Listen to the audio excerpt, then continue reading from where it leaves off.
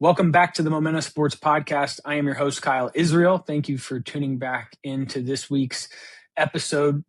Really looking forward to this conversation today with Matt Dale. Matt's a executive vice president at Four Stones.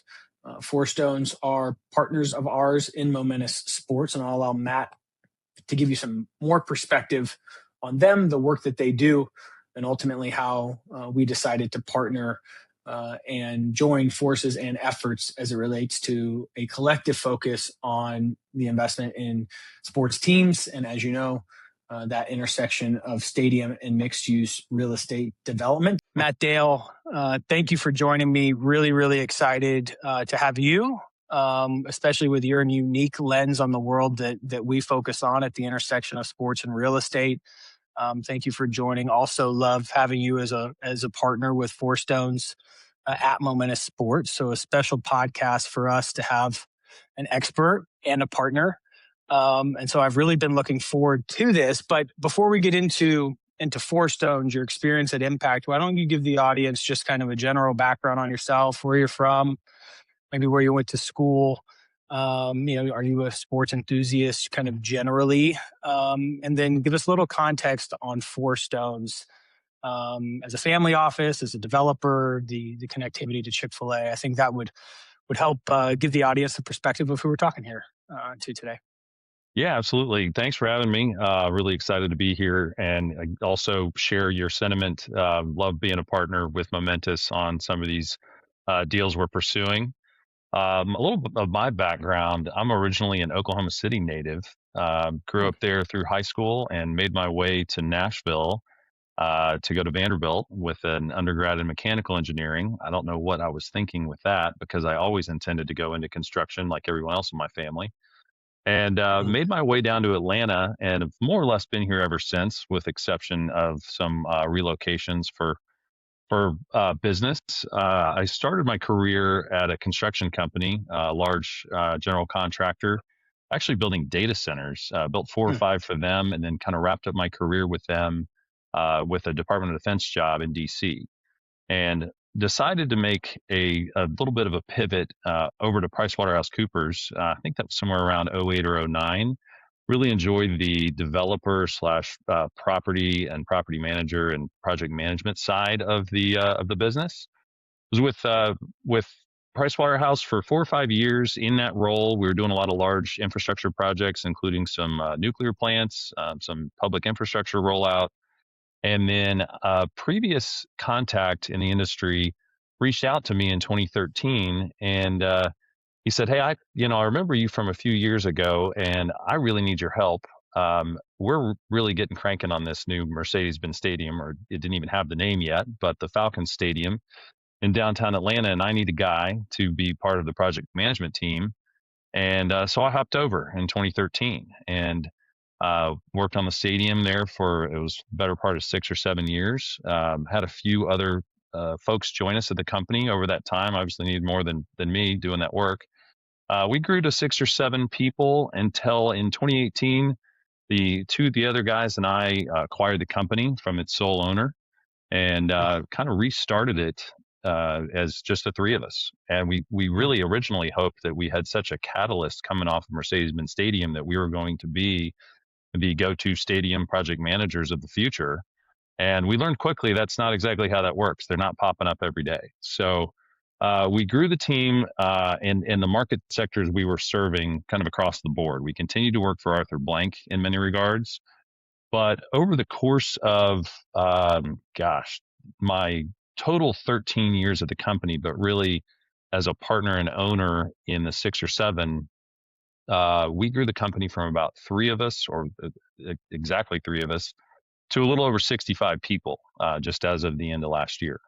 So Wow. Quite the growth plan. Got back into sports several years ago, having built a couple more stadiums across the Eastern Shore. And then finally, just recently, I made a transition over to Four Stones. So we were working with them together on the U.S. Soccer new National Training Center in Fayetteville, Georgia, and really enjoyed working with them. And I just found it was a great time to make that transition into a full developer role.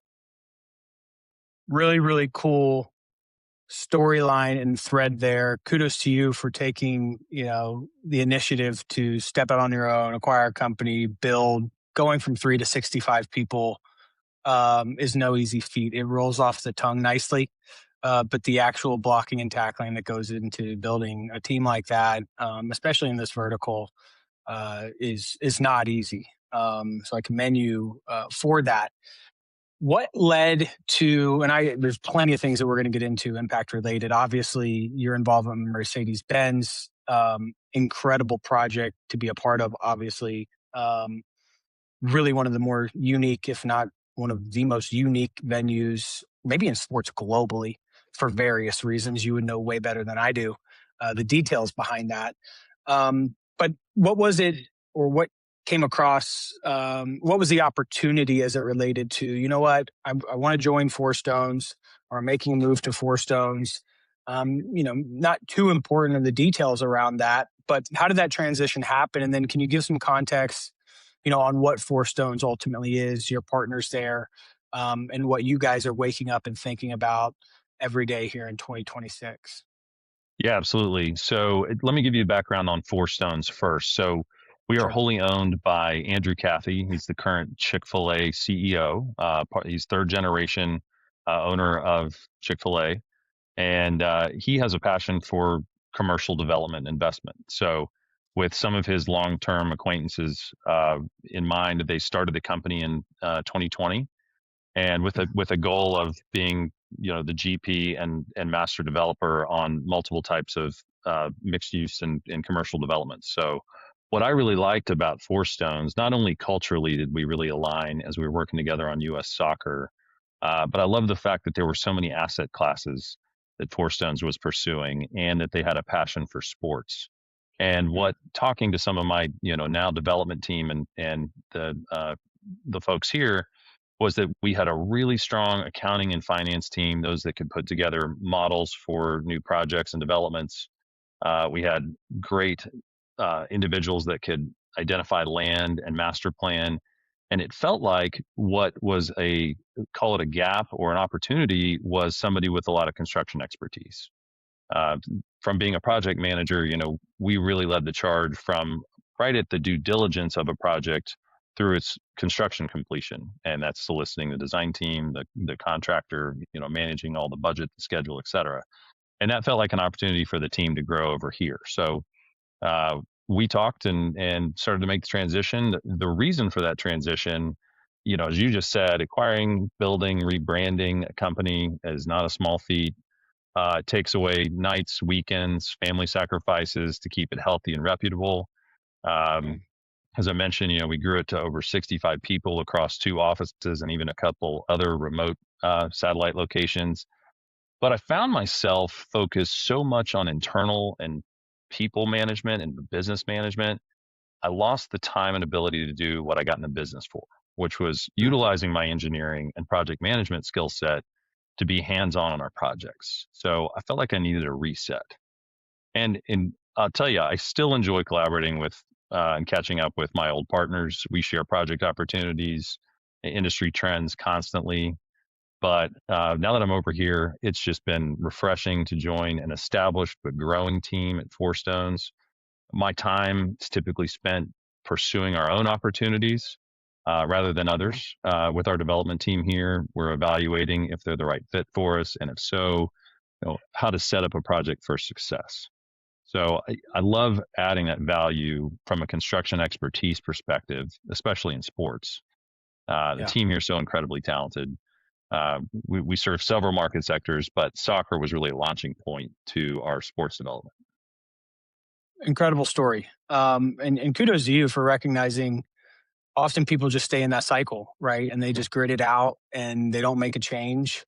At a human level, that's, you don't know if the grass is always greener on the other side.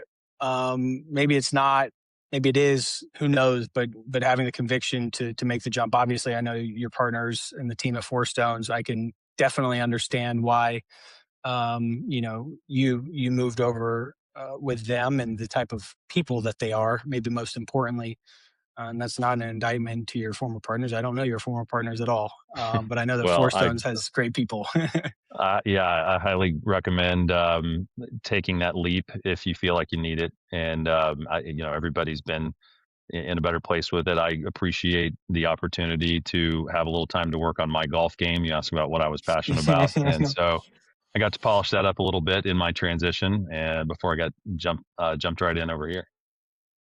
So let's jump right into it. Obviously at Momentous, we're really focused, especially today and in the near future, on that pure intersection of investing in professional sports franchises, also participating ideally in a GP or co-GP position on the larger Stadco or PropCo, stadium company, property company.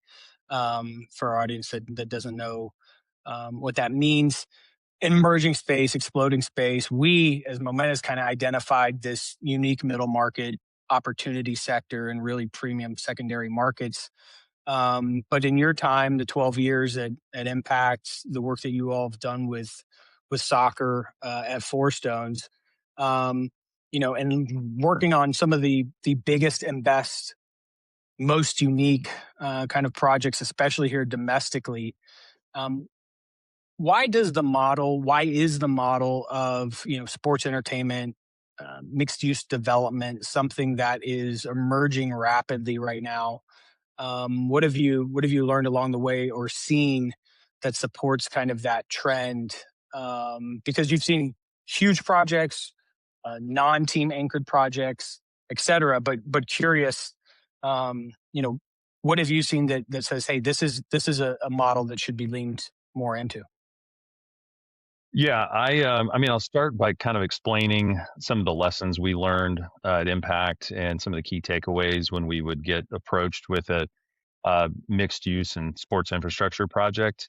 One of the things you really got to look for is understanding the owner's full project status. So capital that may be involved, available or not, or still being pursued, internal and public support, internal team in place, external consultants engaged. You got to know more information about the site, the budget, the schedule. A development manager can so often prematurely engage project management resources only to discover that developer, often due to their lack of understanding of real estate, has a long way to go before they can put a shovel in the ground.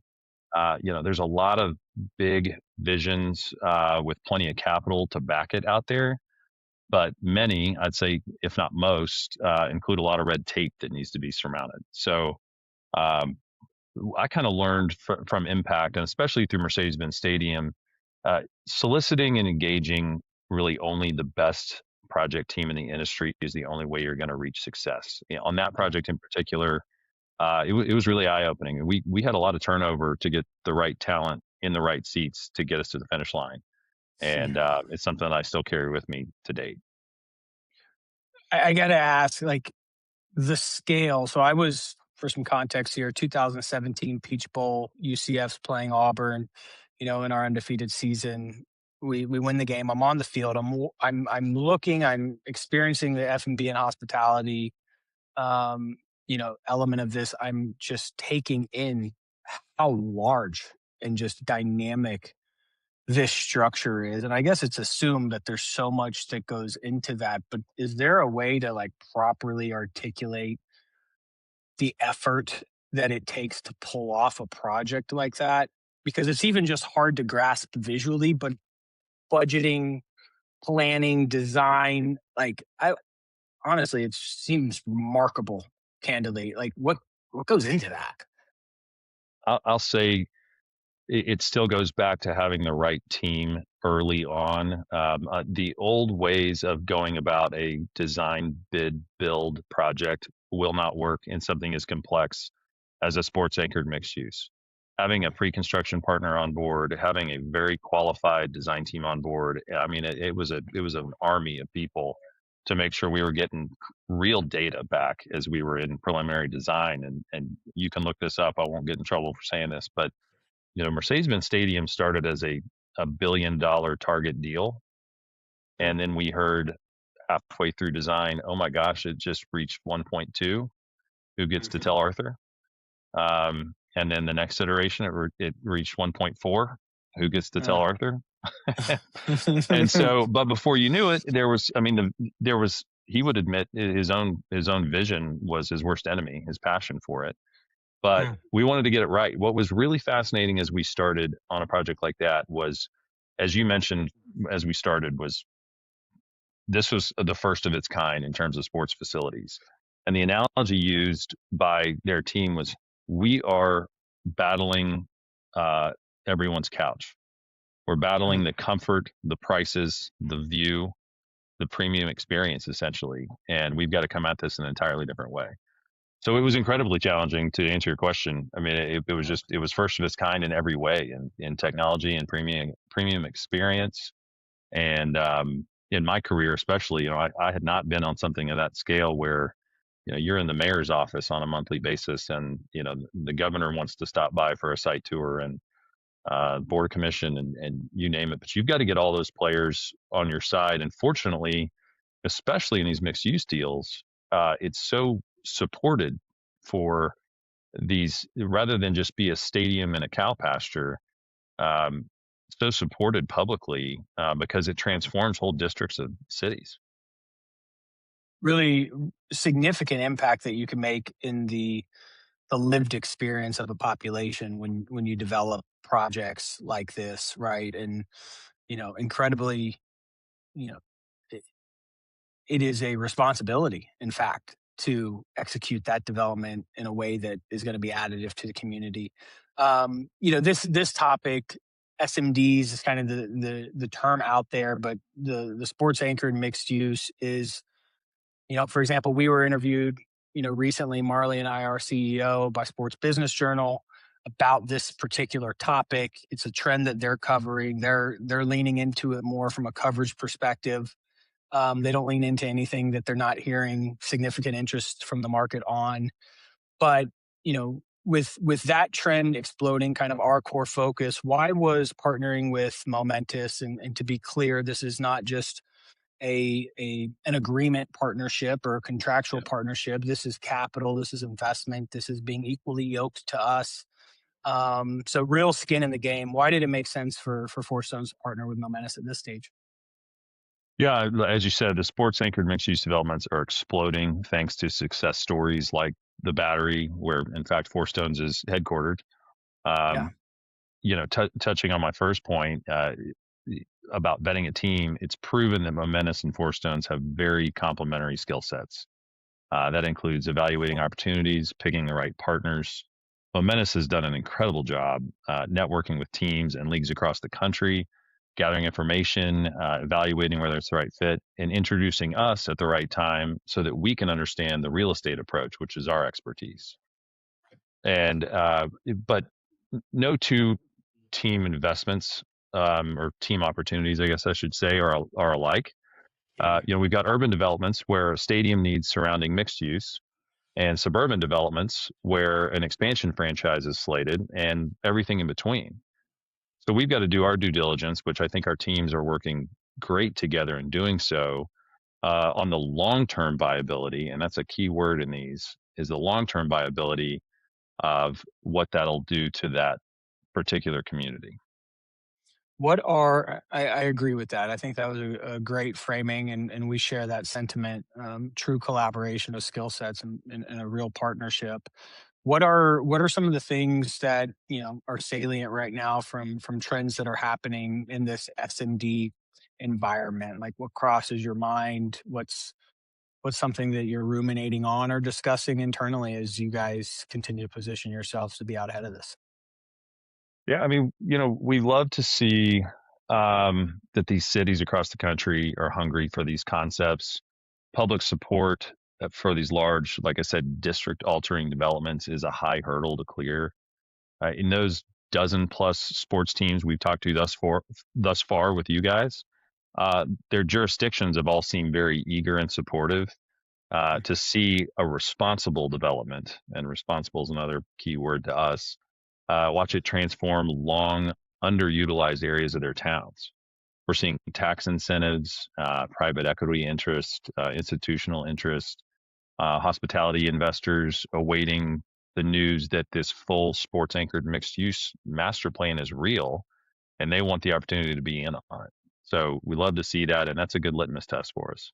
Yeah, it is. What do you think? We're talking about sports anchored mixed use. What do you think is the difference, or how does a sports anchored project differ from like a traditional mixed use that's maybe anchored by a Target, or here in the South, a Publix, or something along those lines? So what's the differentiation there? Yeah, you kind of have to think about how it changes when you're trying to underwrite the deal, right? So in a traditional mixed use, you're dependent on the constituents within that community to help its retail thrive, or it's grocery anchored retail, whatever it may be, or you're dependent on somewhat of a defined radius, right? But in sports anchored, you're creating a destination for a much larger radius. So that can be the whole city, the state, or the region. I mean, we use the term around here, Braves Nation. That's a 6 state region because the next closest team is that far away. So Okay. location is even more important for these. These venues need to be convenient and accessible to draw customers on non-game days. Um, Understanding the right tenant mix is huge, very important for both game days. So those would include the restaurants, the experiential retail, and then the non-event days, 300 whatever other days of the year. That's the residential, the office, the hotels. And a key differentiator when you approach these is the retail portion is heavily focused on percentage rent, which aligns incentives so that as retail sales volumes increase, so do the rent payments. Got it. Very interesting key data point there, or structuring element, that makes a lot of sense. That's helpful. That's really, really helpful. And if you, like you mentioned in the outset here, there's a lot of capital out there looking to find ways to access this vertical. I mean, we take a lot of pride at Momentous in showing up to opportunities and participating in ways that allow our partners and our investors to get that kind of GP access on the property side, which really helps create alignment with the team, and overall, if executed the right way, a better project, in my biased opinion. Um, but you mentioned there's a lot of capital out there. There's a lot of people that don't know how to execute projects like this. And oftentimes, you see team owners, in particular in the middle market of sport, that have created their wealth somewhere else, realize that for whatever personal reason they want to own a professional sports team, and go down the path of, well, naturally, I have to have a place to play.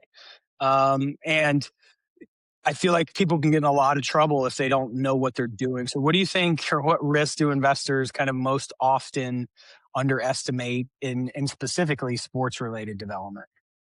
Yeah, I mean, before I jump into that specifically, you're exactly right. What I used to see at Impact was we, as a company, as partners, would see is that you kind of get someone that would say, "All right, I've got this land and I've got this money and I've got this napkin sketch. What do I do now?" And so you go, "Oh gosh, okay, let's back up a little bit and get you a couple You other people stop on real this team." quick. You Yeah, I'm like, pause. I want to save you a little fee before I actually can do some damage here. But no, in the sports related development, it's a careful game of timing. The launch or relocation of a franchise alongside the opening of the mixed use district is key. Uh, the Yeah. need the need to have multiple demand drivers to draw customers on non-game days and make the venue a 365-day attraction is the difference maker that they probably don't understand. So, Mm. and also, you need to come in with the attitude that you're going to make it fit your own region's culture. We so often hear from folks that have reached out to Magnolia Partners um, and to us. They've said, "Oh, we want the battery." Like, no, you don't. We try to warn them that it needs to be personalized to their brand and their demographic because it's not going to work otherwise. Yeah, I mean, I feel like, my time at the Battery, it felt very much like Atlanta, Georgia. Like, I'm not sure how to like put my finger on what that actually means, but I know exactly what you're referring to there. And it is important, right? A project in Jacksonville is going to be different than the project in Atlanta and Charleston and Omaha. Um, and that tenant mix, the uses. right, for the various market and what the demand is, or what is needed based on the demand, all end up in, various different looking types of projects. How about, from a being in the market as long as you have, are there examples of where stadium projects or these mixed use stadium led developments have gone wrong historically that you point to? We often point out the Battery and, Yeah. Jerry's World and the others, but what about the other side of that? Well, on the topic of the Battery, what led it to come to existence was Turner Field. Now, Mm, it served the team for decades.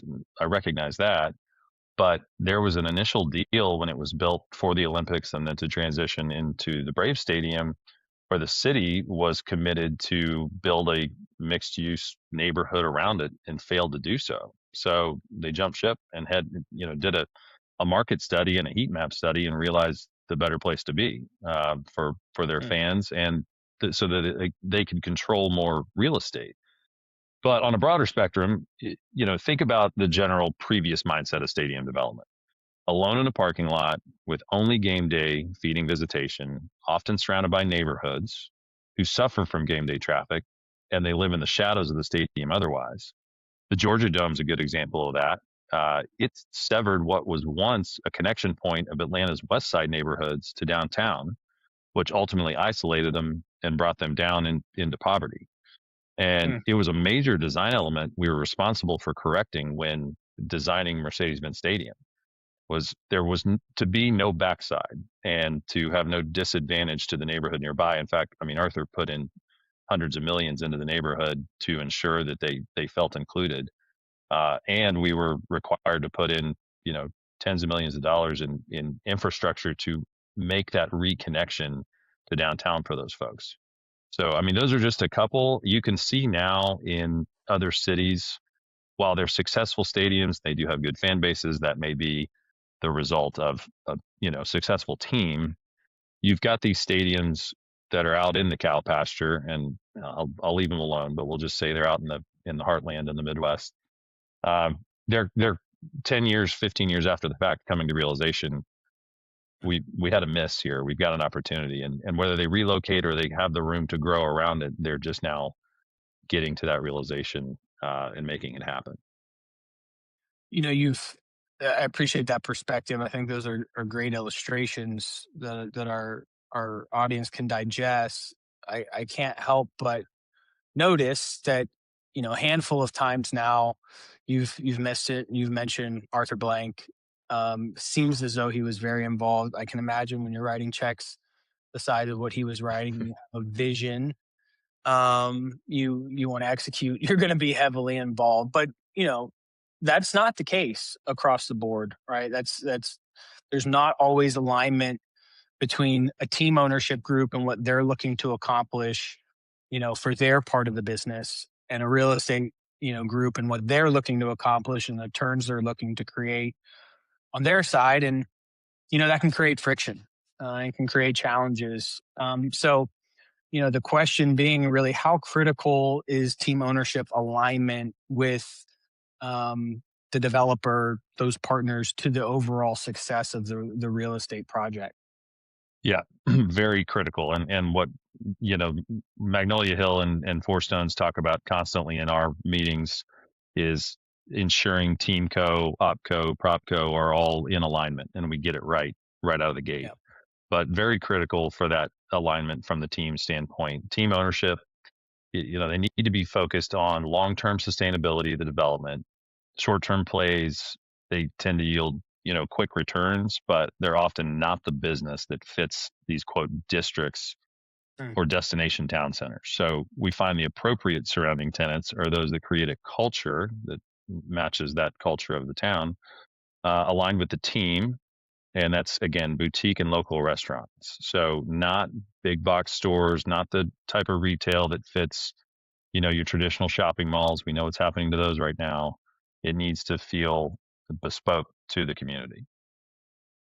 Very important, obviously, but when laid out that way, I feel like that's common sense, but it's not always executed through that lens. Um, and obviously critically important. Uh, how it seems just silly sometimes that those things wouldn't be considered and thought about at length. Um, but it is what it is, and why there's a lot of opportunity here. You've mentioned a handful of times now, kind of the reasons for or the value in having real estate adjacent to a sports anchor and a venue.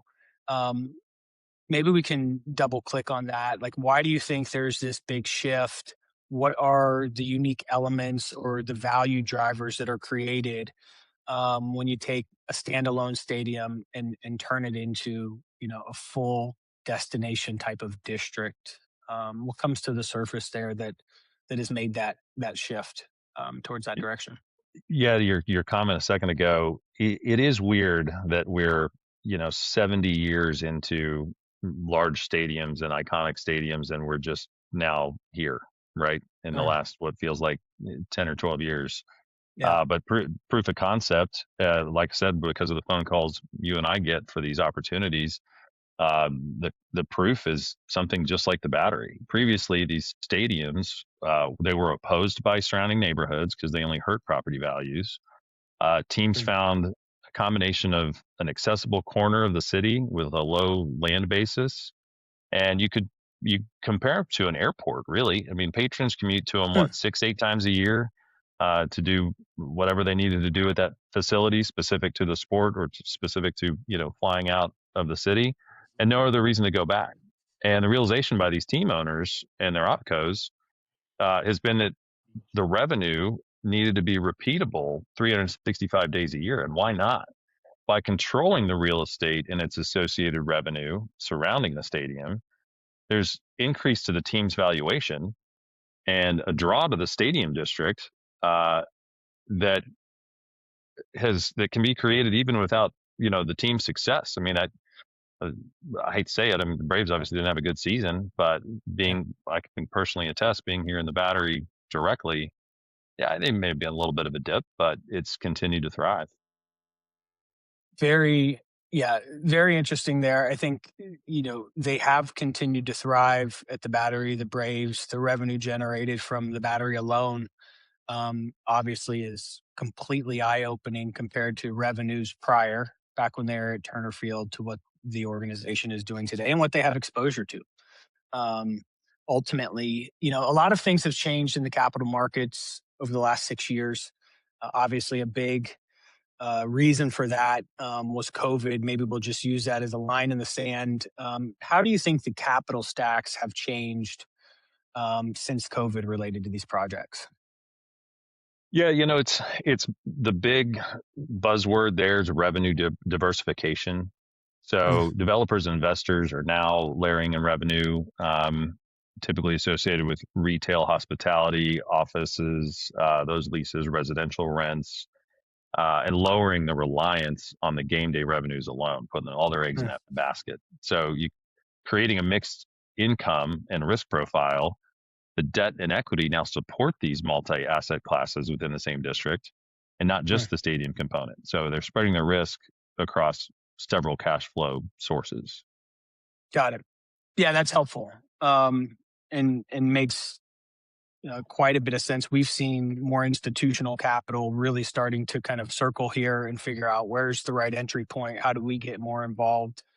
With the advent of AI, with kind of the global political challenges, macroeconomics, diversification is key right now. I think, experiential, entertainment, unscripted nature of sports, plus the experience you create around it, um, obviously has investors' attention. In particular with groups that know how to execute. Um, one of the things that we're constantly juggling, and I'll just talk from my seat on the deal origination side when I'm doing Kyle's version of initial call and really trying to figure out, okay, what are the core components here? What are they trying to accomplish? What's the capital need? How can we add value?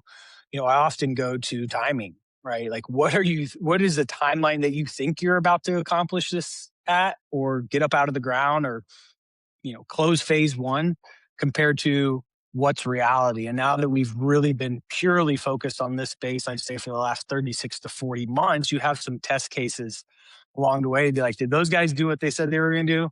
No. Yes. And so you can learn from that. But, as it relates to timing, which for me is just a critical factor in all this, why does that even matter more than design? Because part of those calls, I'm typically seeing a pitch deck or some type of, um, you know, material provided by an architect or a designer, whomever, that looks beautiful, that feels as though this thing is baked, that gets you excited. It pulls all the kind of neurochemicals out of you and go, man, I want to be a part of that. Is incredible looking. But it comes back down to timing. So why is that such a key component here? Yeah, I would say I want to start with what comes to mind in the word time first, and time itself can kill a deal. Meaning, Mm, what you just described is there's a beautiful deck in front of you that has all the bells and whistles and looks great because they paid a couple bucks for a rendering. But if pre-development drags out in one of these opportunities, you have these repeated design concepts. You don't have entitlement. You have repeated pricing exercises that end up exhausting the contractor market, and you've exhausted also so many pre-development dollars. And now all of a sudden your basis into the deal is already looking to be upside down. mm, But to your question, let's talk more about timing and regarding, I think more about the market. So I think maybe where you were going with that is we have these macro cycles of rates and construction costs, and there are yeah. even these different sports league dynamics.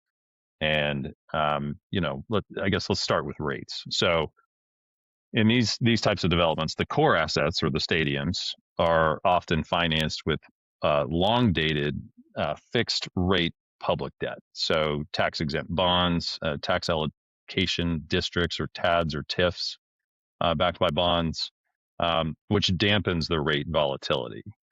Mm, While the peripheral real estate, which is the residential, the hotel, office, retail, is financed more conventionally and therefore more sensitive to these rate spikes. The got it. rising rates have delayed or at least phased district build outs, even if the stadium financing is locked. But unlike pure private developments, some of the political momentum and the sunken public capital often keeps these projects alive even when the rates are unfavorable. It's just slower and more segmented. So ultimately, the risk is that the stadium gets built, the district gets resized or retimed or maybe even recapitalized. And as Mm, we mentioned earlier, you got to be careful that you don't want this whole new mixed use development to come, but in a phase that you've already lost the big reveal to any of these constituents. But kind of pivoting to construction costs, we've seen a lot of escalation in the last 5 years that was incredibly preventative to traditional private deals. Stadiums are inherently more costly. They're more custom and they're non-repeatable assets. They're not like a store you can rinse and repeat.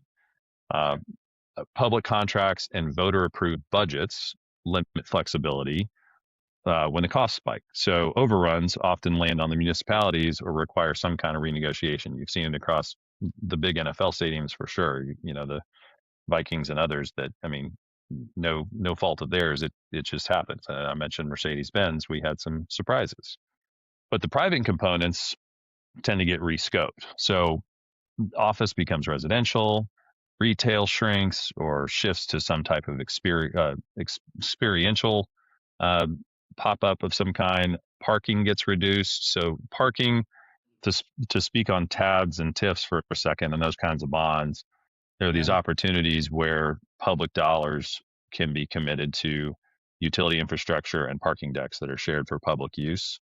But mhm. if you got a 50, $100 million TAD and the cost of building a deck has gone up, it's not going to cover as much of it and upsets your financial model. So, parking may get reduced or shifted in some way. So ultimately, the inflation doesn't usually kill the sports districts, but it reshapes the land use mix. And Got I, it. I think, Go no, go ahead. ahead. That's just really helpful. I mean, just that laying that out that way. We often use not we as in Momentous, but human beings use very high level kind of overarching language. But I think understanding kind of those core dynamics there was an important piece. Yeah, I think the other one and kind of the third bucket is league dynamics that Uh-huh. make some nervous. And we are seeing, you and I are both seeing there are some minor leagues and new leagues that are popping up that nobody really knows how they're going to perform yet. Hmm. And that makes some people nervous. But first you've got to consider the cycles that those take too, and how you can still say, you know, somewhat low risk in these. You consider a positive league cycle, so that's an expansion, media growth. The strong media rights improve the owner's balance sheets and increase the ability to contribute equity by that owner. Even on the Sure. private components, they may jump in on the multifamily or the hotel or retail. And the franchise's ability, or excuse me, their stability, underwrites long-term district demand, even if near-term leasing happens to soften. But Got it. if you look at a negative league cycle, attendance may decline because the team's not doing so well. Labor disputes, relocation threats, they can hurt the surrounding retail. So, like I said, even at the Braves here this season with a tough season, it appeared minimal, and that can generally reduce the appetite for speculative office or the more luxury products, residential or hospitality. So, I think what makes sports different is that the team is not just a tenant; they're a political influencer. They're a credit enhancer. They're often the development partner, and it can stabilize the capital access when all those other factors are fluctuating. Very interesting. Very, very helpful framing and articulation of that. I'm curious, like you did say it's market by market, right? That determines kind of the mix of uses. What do you think just generally, if you take a step back, because so many people point to the battery, like at a high level with your knowledge and expertise and proximity, like what do they get kind of right? Like what do they do that set them up for success in a way that we're all kind of pointing to them now as um, you know, the creme de la creme for these type of projects, or ones that we can point to and show investors, hey, they did it the right way. What did they do the right way in your opinion?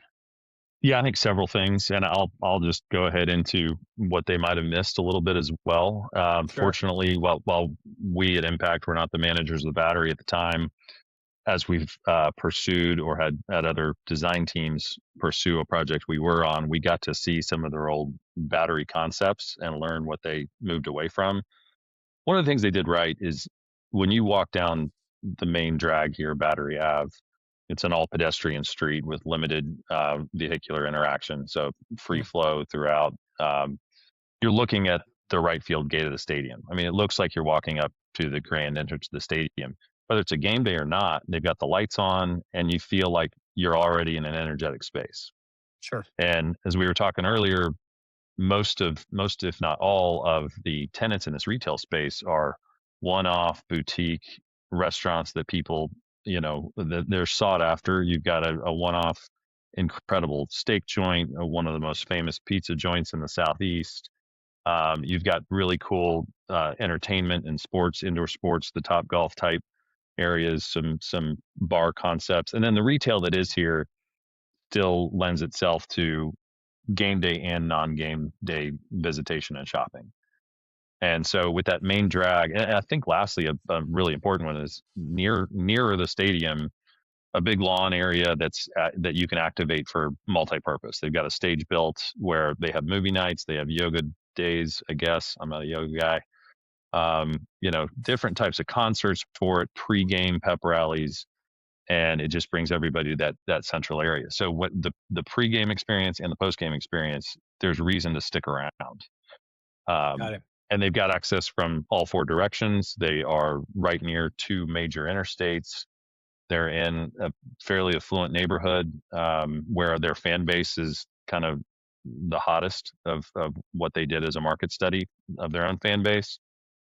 Where they have struggled a little bit is they do have a second avenue here that I don't think to any fault of the tenants they put in it, people just tend to gravitate. I mean, it's like lemmings. They're just going to follow each other over to where they feel like is the right way to go towards, they're Yeah. looking at the stadium and walk that way. Yeah. And I know they've been frustrated with that, and then it's just a learning experience that as you look at these other cities that may be building in a downtown area or rural for that matter, is something to keep in mind. Yeah, absolutely. I mean, humans inherently follow the crowd. Right. Not everybody, but a lot. And candidly, me as well, especially in those kind of stadium environments. I'm just trying to like keep making progress towards where I'm going. And if not designed the right way, I may miss out, on exposure to everything that ecosystem has to offer. I think that's really kind of valuable context and perspective there. Um, another interesting question that I'm just curious of your perspective of. Obviously, we're both partnered on supporting Jacksonville. We're looking at men's soccer, women's soccer, a lot of soccer, Yeah. especially here in the U.S. World Cup, this year, Olympics 2 years around the corner in L.A. We're seeing a huge growth. I'm curious of your guys' seed and some of the work that you've done in soccer generally. Um, what's the sentiment maybe at a US soccer level? Or what are some of the things that US soccer is doing or that you're seeing as soccer is trending here to take advantage of the popularity of, more and more eyeballs being drawn, more activity, in sporting jacks, we have some of the largest populations of youth soccer players and talented youth soccer players in the country, which is very valuable for us as a franchise in that market. But you kind of have a U.S. soccer lens as well because of projects and relationships that you all have. So, maybe just anecdotally, like, what's your take on it right now? Is that a space that you see the federation investing heavily into? How are we thinking about competing on a global level with facilities and infrastructure and preparing our squad? No answer is wrong here. Just curious of just how you're processing it. Yeah, you think about soccer is the most popular sport worldwide, with exception of the US. It's been trying to catch up, and the Yeah. explosion of MLS has been incredible for it and has created academy programs in the 2 dozen cities that MLS exists and been great for communities. And US soccer is not slowing down.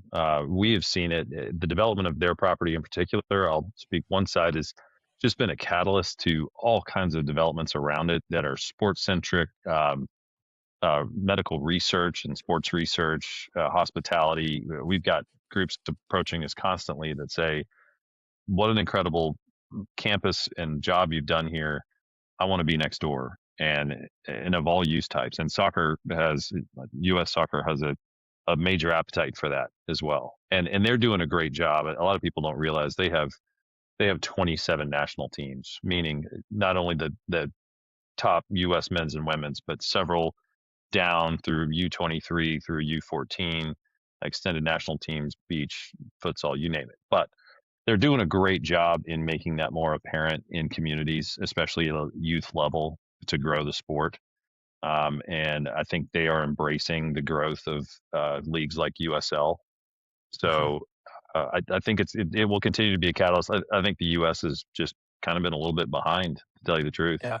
and we're And catching up, and I don't think it's going to slow. no, I don't think it is either. Just looking at the data of the participation and the eyeballs and the demos, right? 25 to 40-year-olds, leading demographic, understand kind of how, media and sports can take shape in many, many different ways. And they're consuming that in kind of the future media formats that I think, help continue to grow the game and put it in people's pockets on their phones. And so U.S. soccer, for those that don't know, can you give a framing of what they've done there in Georgia and Atlanta as it relates like they're establishing a headquarters there?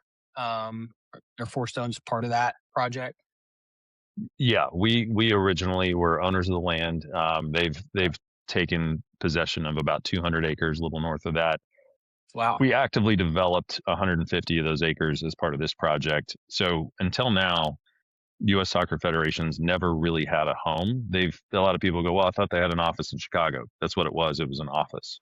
But when these national teams came together for practices, friendlies, whatever, they had a dozen or so fields across the U.S. that were approved for the team's use, but never a Okay. home. And they had seen the success in Premier League and European leagues of these teams that had finally built these world class headquarters and watched them take off as a federation.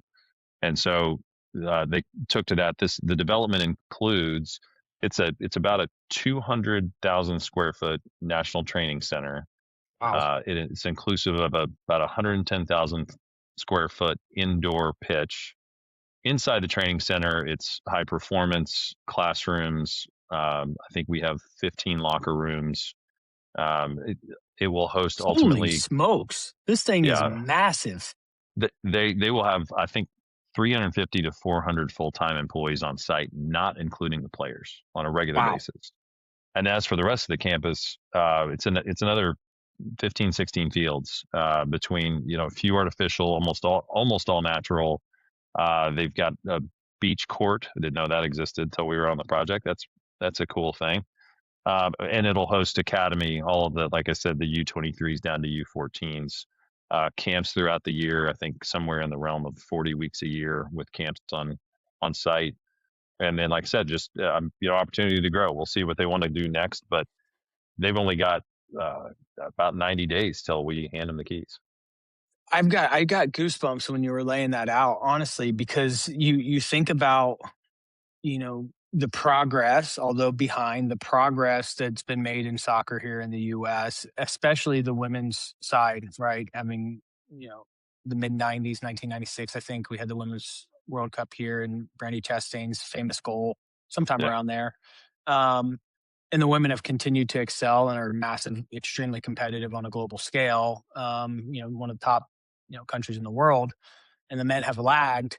But I got goosebumps because if you think about just the type of talent and talent development and what that means, not just for our national team, but for the leagues here in the U.S., the type of talent that will be coming into those, which ultimately for me says there's going to be a better product, more favorable product to watch, a more desired product to watch on the pitch, in addition to the incredible things that sports brings to the development of a human being, and the impact that they'll have in a massive way. But just hearing that is really exciting. um, when you start thinking about what are the long term, we have a long term lens on anything we're investing in. We're have 10-year cycles. We can extend beyond that, and so that's enough time for some really talented athletes to work through the system. So extremely exciting to know that that type of investment is going into the system or the country from U.S. soccer, and really interesting perspective you have on seeing that thing come up out of the ground. Yeah, absolutely. I've been humbled by the attention it's gotten, and exactly what you just mentioned.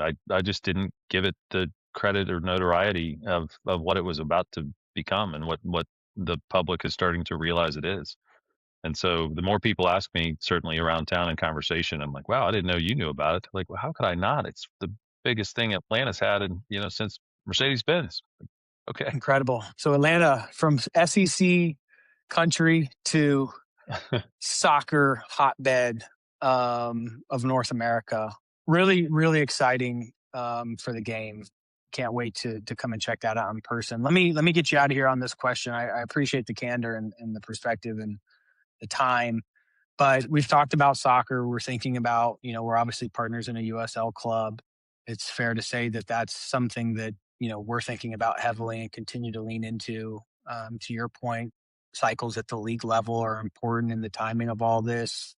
The USL just got $100 million institutional investment at the league level, which is a great signal for us to see and recognize. But, where do you see other waves of opportunity beyond soccer, as it relates to domestic sports, even global sports? Like, what's crossing your mind? What are you guys thinking about or seeing? It's a great question. I think there are kind of three big buckets that we're seeing, and you've been savvy to a few of these yourself with some of our outreaches. But I think the minor leagues are really taking off. We continue to say USL, which is soccer again, but there are some moves they're making, I think, to create a relegation program and to either integrate or surpass MLS. That could be fascinating, but those are popping up in some of the secondary markets, the smaller markets, tier 2 cities and whatnot, that could be amazing, and give some of these tier 2 areas the opportunity to get excited about the sport as well. But the other big one to me is minor league baseball. Seeing that constantly as well. I fortunately, in Oklahoma City, you can look it up. We had the AAA team for the Rangers at the time. I want to say it's now the Dodgers, unfortunately. No offense to our LA listeners, but it was gorgeous. It was a brand new stadium. It was along a river walk, very similar to San Antonio, with boutique local restaurants only. And it was a default to, it's Friday with great weather. Let's go. Let's head on down. And we have heard from several organizations, nationwide alongside Magnolia Hill, that there are a lot of those in the works. I think that'll continue with the minor league baseball system. And the third one to me is D1 collegiate developments, and that being here we go. Yeah, the universities, very similarly, their stadium is often out on the corner of campus, and they need to make improvements to it. I mean, I'm sure there are plenty of big state schools that have the budget or grants to do so, but they're looking for P3 opportunities, and those being where student housing and retail can be surrounded or within that whole district, and create the same concept we're talking about here on a college campus. Because I don't know about you, and Vanderbilt football is nothing to talk about, with the exception of this year. But you tailgate in a parking lot, and that's how I grew up, doing it at OU and some of the others. And I think they're having the same realization. Why can't this be part of a community feel on campus, but not have to put forth the capital for a 500 room student housing development?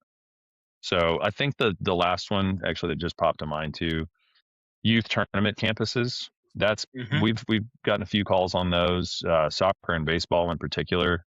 Currently these families are kind of exiled to remote areas of dozens of fields with no mixed use around them. I mean, I know friends of mine come back and they tell me they spend all day or sometimes all weekend, sun up to sundown and beyond, essentially tailgating, when there could be opportunities on site. And your kid sometimes has these 6-hour stints between games, and there's nowhere to go, nothing to do. And these campuses are often utilized 40 plus weekends a year, not to mention the practices that they could host. And I think that's another one that's going to pop up before we know it. Yeah, I totally agree. I mean, first of all, can you clarify for the audience what a P3 development is? That's a public-private partnership. Got it. Okay, cool. Some in our audience may not know that. Thank you for the clarification. I think we're seeing right now, I was on a call this morning. This is, the 3rd of February or so of 2026, and collegiate mixed use opportunities are crossing our plate more and more. With this rev share model where universities are spending $20.5 million annually now, for the athletes. Not everybody is flush, right? With capital, feed the NIL, right? And resource. Got to feed the NIL. You got to feed the rev share. I think university presidents, athletic directors, boosters are all realizing, like, hey, there may be more creative ways to get various revenue, elements of revenue that just typically weren't in the model before. And, I think back to my time at UCF, which is a big campus. We have 70,000 students. And in 2005, we built around our basketball arena what I would call like a version of mixed use, 3 dorm buildings, some hospitality and retail. Probably not extremely well done if kind of processed through the lens of today's expectations. But it completely changed the dynamic of our campus. And then we layered on 2 years later, addition arena addition. I don't even know what it's called today, but I call it the bounce house. The first on-campus stadium for UCF, and that then changed the entire game day experience from you know tailgate tailgating in a parking lot to tailgating on campus and kind of within this mixed use environment. And it's 19 years later now, and you're really starting to see it pick up. But us at Momentous, we're very much thinking about, what's the market look like to participate, in media rights deals or various ways to enter into partnership on the athletic side, but then participate in a real estate development. I think there was an announcement end of last year. Wake Forest has a $250 million project that they're working on around their stadium. So I think you bring up, and the same sentiment is related to youth sports. More deals crossing the desk, very lofty goals sometimes with some of these projects. And there's been some out on the West Coast that have struggled to, get up out of the ground and be profitable. But the demand is there. And there's a limited supply of, to your point, an environment that the whole family can go and enjoy for the weekend. So I'm excited to see and work with you all on those areas of focus. I just want to say again, we're thankful to be, partners with you all at Four Stones for your support and trust in us. And that goes vice versa. We're really trusting you all as well in executing this thesis and strategy. Perhaps we have another call here later in the year to talk about the evolution of what's happened from the beginning of 26 to the midway point, because it seems like it doesn't slow down. But I appreciate you bringing some sophistication and expertise to this episode today, and allowing our audience to hear more about how the people actually managing and developing these projects are thinking about it. And if there's somebody out there that has a project that they're looking to bring out of the ground or whatever it may be, we'll surely link your contact information, your LinkedIn. Is the best way to reach out to Four Stones basically from the website, or I think that's the best way. I'm certainly going to check that a lot faster than the LinkedIn box. So fair enough. I tend to lean in that direction too. So sorry if you've messaged me on LinkedIn, anybody out there, and I haven't responded. It gets a little overwhelming in a good way. So listen, Matt, really appreciate it. Thanks for the time. Thanks for the perspective and for your partnership. And we look forward to doing this again in the future. Yeah. Thank you for the opportunity to share our expertise. Look forward to being partners moving forward. We're going to have some awesome opportunities.